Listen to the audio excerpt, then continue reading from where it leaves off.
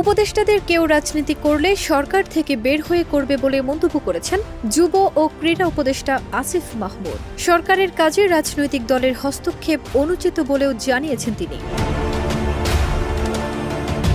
23 জানুয়ারি বিকেলে নিজের verified Facebook পেজে এক স্ট্যাটাসে তিনি এসব কথা বলেন। তিনি বলেন, উপদেষ্টাদের কেউ রাজনীতি করলে সরকার থেকে বের হয়ে করবে। একই সাথে রাজনৈতিক দলেরও সরকারের কাজে হস্তক্ষেপ করা অনুচিত। বিভিন্ন সরকারি সাংবিধানিক গুরুত্বপূর্ণ পদে নিয়োগে তদবির চাপ প্রয়োগ করা অনুচিত।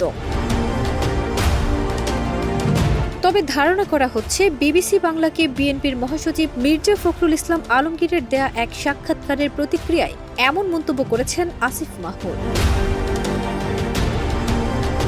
ওই সাক্ষাৎকারে ফখরুল বলেন, যদি সরকার পূর্ণ নিরপেক্ষতা পালন করে তাহলেই তারা নির্বাচন পরিচালনা করা পর্যন্ত থাকবে, তা না হলে নিরপেক্ষ সরকারের প্রয়োজন হবে। সরকার সম্পূর্ণ নিরপেক্ষতা পালন করে তাহলেই তারা নির্বাচনে কন্ডাক্ট করা পর্যন্ত থাকবেন, তা না হলে তো নিরপেক্ষ সরকারের প্রয়োজন হবে। বিবিসি বাংলাকে দেয়া এক সাক্ষাৎকারে মির্জা ফখরুল বলেছেন, অধ্যাপক ডক্টর মোহাম্মদ ইউনূসের নেতৃত্বাধীন অন্তর্বর্তীকালীন সরকার নিরপেক্ষতা বজায় রাখতে না পারলে নির্বাচন করতে পারবেন না। একই সঙ্গে অন্তর্বর্তী সরকারের নিজেদের প্রতিনিধি রেখে ছাত্ররা নির্বাচনে অংশ নিতে চাইলে অন্য রাজনৈতিক দলগুলো বিষয়টি মেনে নেবে না। ফারজানা নিকিতা, দেশ রূপান্তর।